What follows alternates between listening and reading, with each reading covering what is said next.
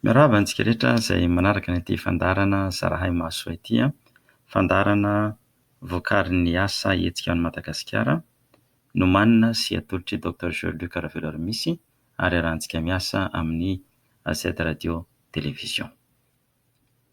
Miova kely ny fandarantsika izany androany raha ny resaka hatrantsika momba ny Kanada, fianarana sy vatsim-pianarana ny Kanada, dia nanapa-kevitra aho hanova kely azy androany satria misy tolotra vatsim-pianarana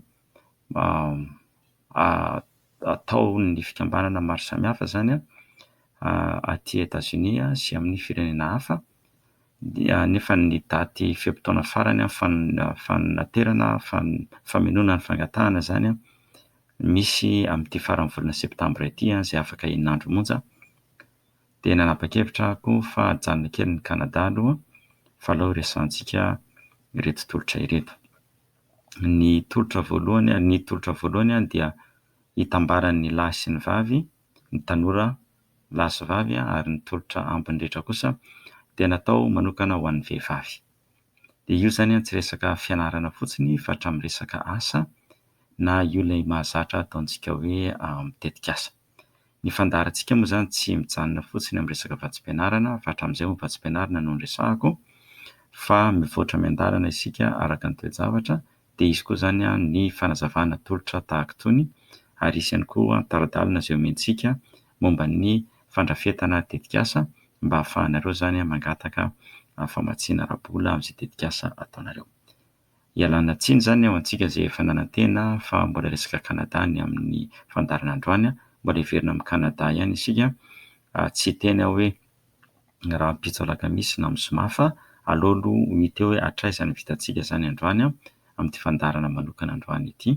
Ny tapany voalohany hitambaran'ny lahy sy ny vavy, dia ny tapany faharoa dia natao ho an'ny vehivavy manokana, dia irariana mba hifampizara ny fampizara vaovao, dia mba ahafahany namantsika, ny anabavintsika, ny renintsika, ny zoavantsika na mety olo-tiantsika koa mba hisitraka amin'ireto tolotra ireto.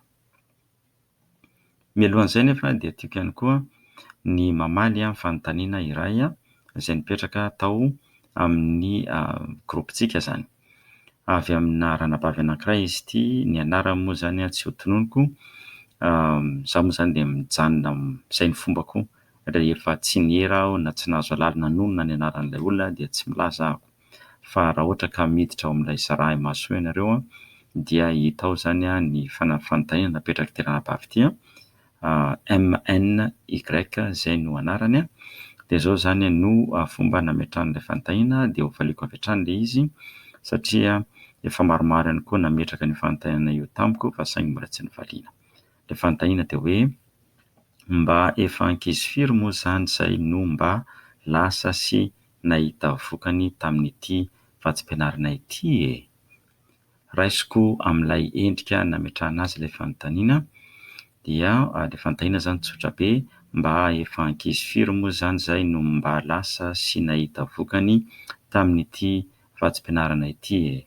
Raha ny fahazaoko azy izany ranabavy dia te hahalala hoe mba efa ankizy firy no efa mba lasa sy nahita vokany tamin'ity vatsim-pianarana ity.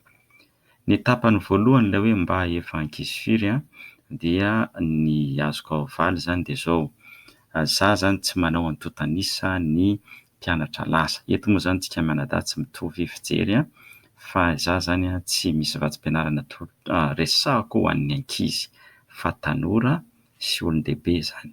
Ka raha ohatra izany te hahalala ianao hoe ankizy dia miala tsiny fa tsy mahalala ankizy aho nahazo vatsim-pianarana.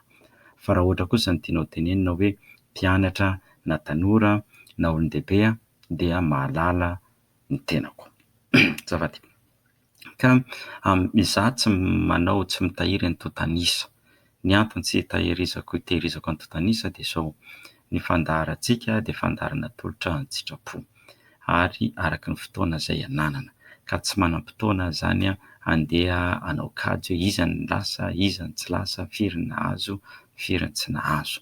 Fa raha te mila isa isika mpiaino dia amin'ny mason'andro androany izany, ny fantatro aloha tamin'ity taona ity, ireo olona izay nilaza tamiko dia folo mianadahy no efa nahazo. Ka raha ohatra zany maharesy lahatra anao zany zay ranabavy zay folo zay de tsy hoe mba lasa fa tena lasa izy folo mianadahy ireo. Misy am'ireo mianatra aty États-Unis, misy am'ireo mianatra ato amin'ny anjerimanontolo zay ampianarako, misy am'ireo mianatra any Japon, misy am'ireo mianatra any Frantsa, misy anankiray lasa any Inde. Ny mahasarotra azy mantsy dia ny mpiaino antsika be dia be, ny olona manatrika ny fanofanana ataoko betsaka. Tsy misy fifamatorako fifamatorana ifanaovako amin'ny mpiaino, aminareo mpiaino zany, na ianareo zay nanatrika ny fanofanana. Ka rehefa mahazo vatsim-pianarana le olona dia faly be izy, de tsy voatery akory izy hiteny amiko hoe nahazo vatsim-pianarana ahako. Mety adinony ahako noho ny hafaliana be loatra, noho ny haravona be loatra dia adiny no nilaza tamiko. Fa ireo olona folo ireo zany nisy tam'ireo zany nanoratra tamiko, de nisy tam'ireo moa mpianatro, dia fakahita eto moa zany zay de anisan'ireo nahazo zany.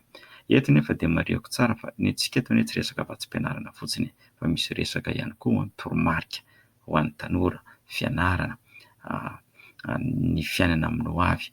De be ny manoratra aty amiko misaotra hoe nahazo tombotsoa, narahako le torohevitra nataonao nolazainao de zao ny vokany.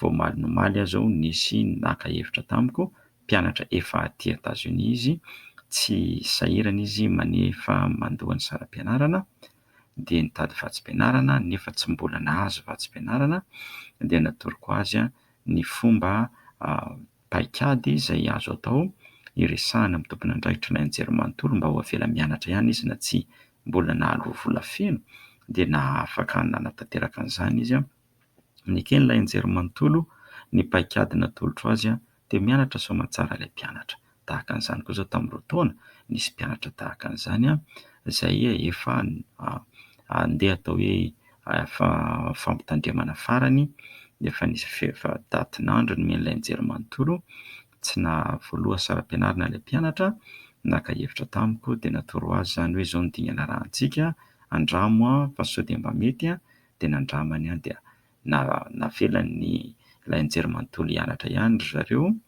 de nahavita fianarana soamantsara, nahazo diplaoma soamantsara ry zareo raha ny fahafantarako azy, fa ry zareo moa tsy nilaza hoe nahazo, fa hitako tamin'ny tarim-boky fa vita ny fianarany, nahazo any le diplaoma izy de vita soamantsara. Ka ho anao zany ranabavy dia tena misy tokoa ny mahazo fa tsy voatery miteny amiko, tsy voatery aho zany manana dontanisa, ary tena misy koa ny lasa fa tsy hoe mba lasa fa tena misy ny lasa. Ary ny porofo amin'ity vatsim-pianarana ity dia ny tenako mihitsy no nahazo vatsim-pianarana, ary paikady narahako, natoro ahy, ny zavatra hitako nandritra ny taona maro no zaraiko amintsika maimaimpoana. Ny zavatra faharoa angambany tsara koa ampaherezana antsika, ny vatsim-pianarana anie mila fotoana ary aza adino fa ny tenako na ny radio AZ télévision, ny député fidèle tsy manana vatsim-pianarana atolotra anareo izahay, fa fahalalana sy fahaizana no atolotra. Raha ohatra indray ianareo te hahazo vatsim-pianarana dia afaka mangataka hianatra ato amin'ny anjerimanontolo iasako, Andrews University aty Berlin Springs, Michigan, États-Unis. Raha ohatra ianareo hanaraka lalam-pifanomban'ny fampandrosoana dia misy vatsim-pianarana atao aminay. Fa ny vatsim-pianarana atao aminay indray nefa tsy vatsim-pianarana feno, fa atsasaky ny saram-pianarana no etoanay dia ianareo no miantoka ny atsasany. De misy torohevitra azoko mena koa tahaka an'izao, atoroko ny mpianatra aty ihany koa ilay izy reto avy ny dingana rahanareo ahazoana vatsim-pianarana, ary misy amin'izy ireo, misy mpianatra anankiray zao vehivavy vao nahazo vatsim-pianarana avy amina fikambanana anankiray izay ho lazaiko anareo eo, nahazoana vatsim-pianarana iantoana ny saram-pianarany mandritra ny taona. Ka misy izy io fa tsy hoe mba lasa na hoe mba misy, fa tena misy, ary tanora mpianatra no mandeha fa tsy ankizy. Hatramin'izao aloha zany mbola tsy nahita vatsim-pianarana ho an'ny ankizy, fa tanora misy ray aman-dreny lasa nianatra. Ny fahatelo dia zao, tsy izaho anie no manome azy fa ilay anjery manontolo hoe paikady no ataorintsika. Dia ny anjery manontolo no manome azo antsika ary zareo no manapa-kevitra fa tsy ny tenako ny fahefatra. Io koa ny miankina amin'ny fangatana ataon'ilay mpianatra, miankina amin'ny notiny, miankina amin'ny CV-ny, miankina amin'ny ilay taratasy manokana manazava ny antony ividianana an'ilay anjery manontolo. Be dia be izany ny singa azahoana vatsim-pianarana. Fehiny dia izao. Misy ny lasa fa tsy hoe mba lasa, ary misy ny tanora fa tsy hoe mba efa ankizy lasa nianatra. Ary ho ahy manokana dia manao antso aho ho an'ireo izay mahalala paikady hafa. Dia izao, mba zarao ny paikady hafanao izany izay hitanao, zarao ilay izy, fa ny tanjontsika anie dia ny fahasamihafan'ny hevitra. Ka rehefa be dia be izany ny hevitra mitobaka eo amin'ny tsena raisin'ny mpiaino, dia mandray izay mahasoa azy ny tsirairay mampiatra. Ny tanjontsika dia izao: lasa isika mianatra dia manao zavatra ho an'ny tanindrazana. Isika dia tsy misakana ireo izay te handroso sy te ho tafita, fa ny anjarantsika dia ny manampy sy manosika mba ho lasa lavitra izy ireny.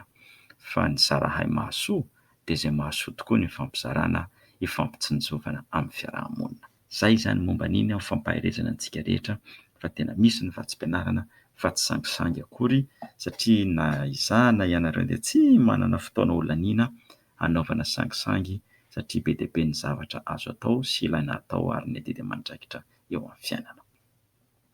Izay ary momba n'iny fa ny vatsim-pianarana ho resantsika avy hatrany izany dia ilay hoe Mandela Washington Fellowship for Young African Leaders.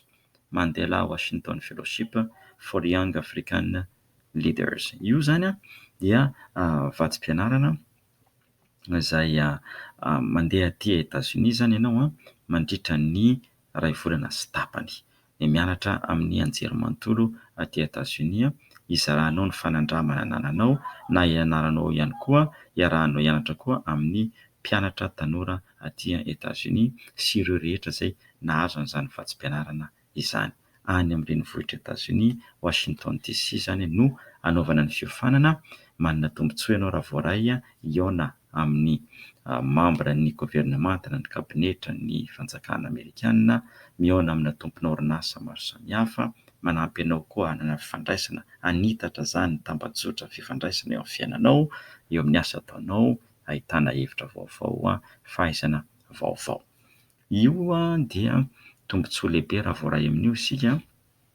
Ny daty efa nisokatra izany fisoratana anarana fa 12 ny volana septambra teo izy nisokatra, fa tapitra amin'ny 17 volana oktobra izao. Tapitra amin'ny 17 volana oktobra izao. Mareo tsara, tapitra amin'ny 17 volana oktobra izao. Dia amin'ny volana desambra no hatramin'ny volana febroary no fantenana, no voafantana izany ireo izay mendrika, dia hisy fihaonana sy fanadihadiana, io ilay antsointsika interview, ao amin'ny masovo Amerikanina any amintsika ao Antananarivo.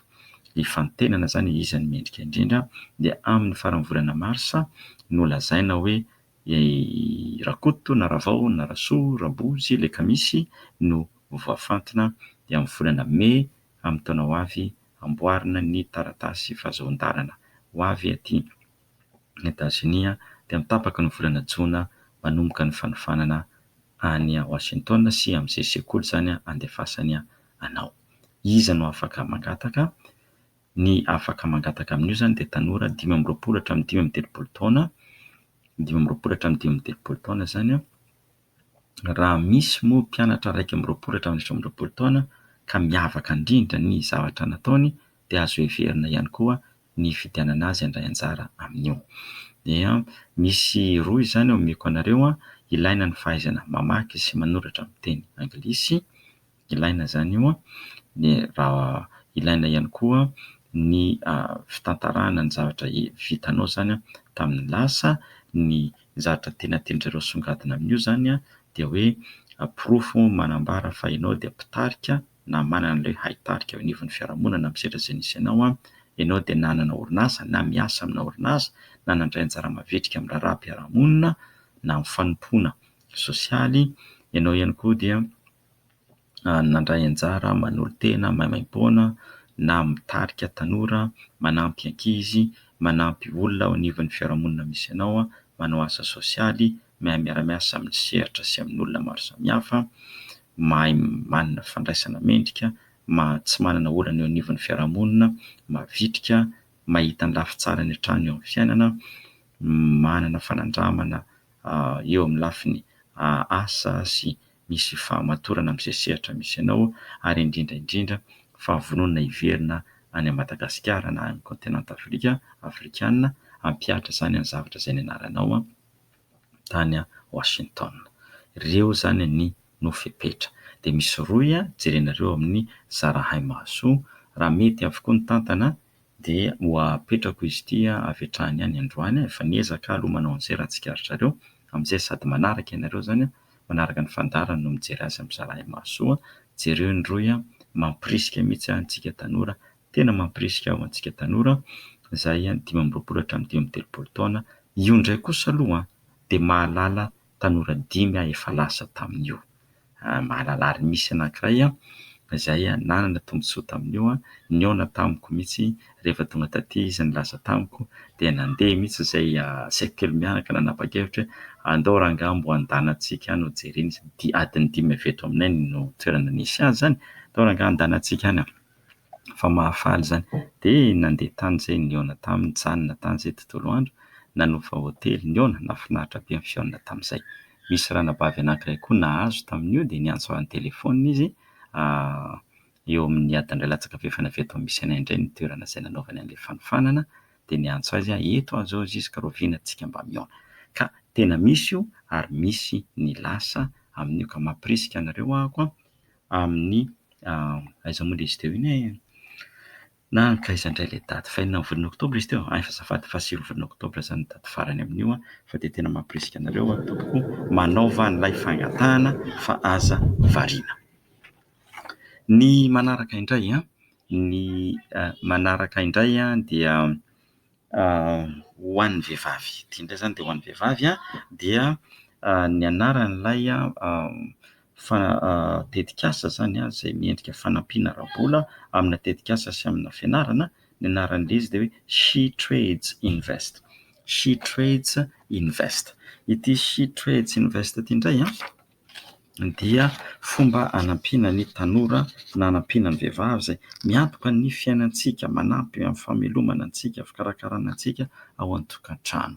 Dia ity tetikasa ity zany tsara be izy ity, fa ny vehivavy rehetra zany izay tompona orinasa na manana orinasa, na io zany na orinasa kely io, fa ianao zany no tompona andraikitra voalohany eo aminy, na ny akamaroan'ny mpiasa ao zany, ny akamaroan'ny mpiasa ao dia vehivavy, na koa lazaina eto zany hoe ny 1/50, ohatra zany mpiara-miombona antoka ianareo ka 1/50 isan-jato ny tompon'ilay orinasa dia vehivavy, na koa ilay vehivavy no filohany, na koa 30 isan-jato ny mpikambana ao dia vehivavy amin'ilay orinasa zany. Izy raha ohatra ka izay zany no sehatra misy ianao. Dia ny fahatelo hoe orinasa madinika, sehatra manokana, tombotsoa manokana, ahazoan'ny vehivavy tombotsoa manokana.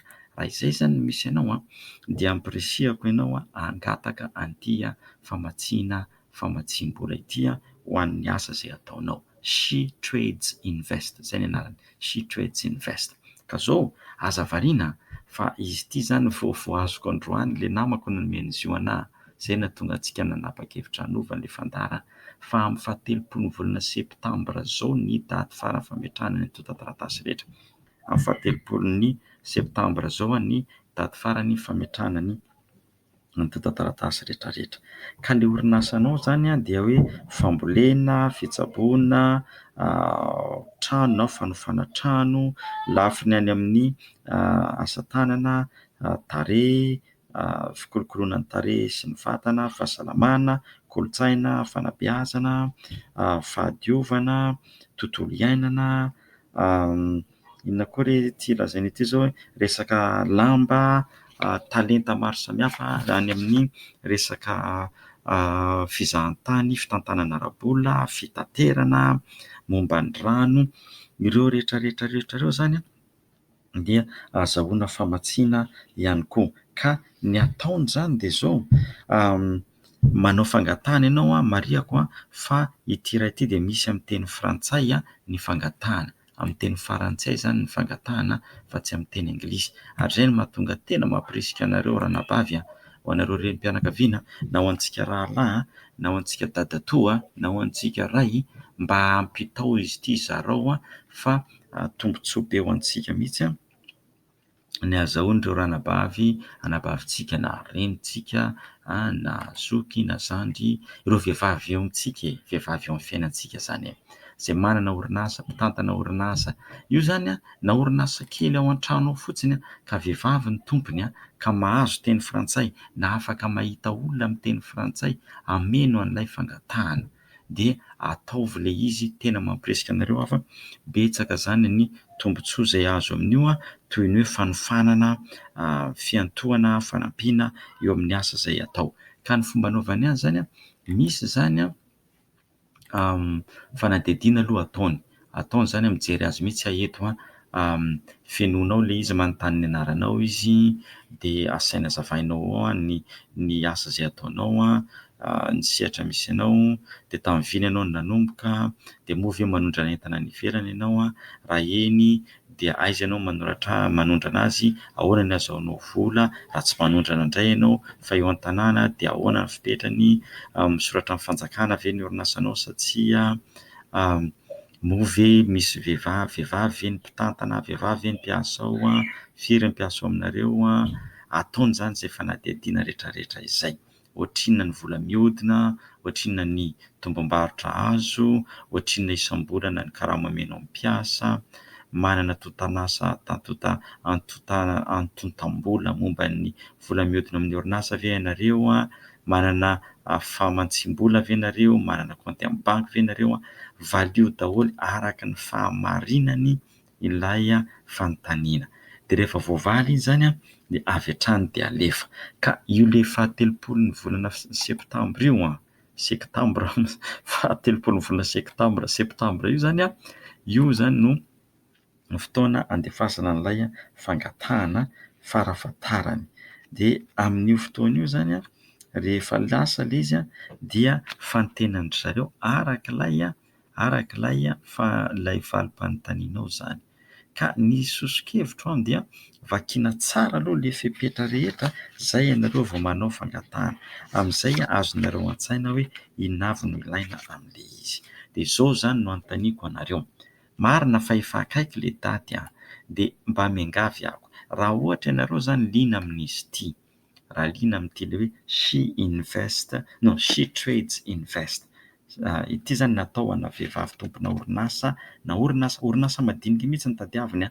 Raha liana amin'ity ianareo dia andefaso ange, afatra ao amin'ilay Facebook-tsika, groupe na messenger hoe liana zahay, dia hotrandrahantsika mihitsy ity, dia anaovantsika fandaharana manaraka, ataontsika misoma ohatra, tena hotrandrahantsika ity ary valaparantsika mba ataontsika zany izay ahafeno azy, ahitantsika hevitra fa ny tombony zany amin'izy ity dia izao: ahafahan'ilay ranabavy, ilay renina vadintsika hanana sehatra ifandray amin'ny vehivavy manana orinasa na sehatra manana orinasa tsy ao an-tanàna ihany zany Madagasikara fa maneran-tany, dia amena teknika ihany koa ilay vehivavy paikady ahafahany mampandroso ny asany, mba hahatonga azy ihany koa afaka hifaninana amina orinasa maro samihafa sy amin'ny tsena misy eo an-tanàna sy ivelany. Ary indrindra izy fanofanana omena ny tompona orinasa zany, na ilay orinasa izay be dia be ny vehivavy miasa ao aminy,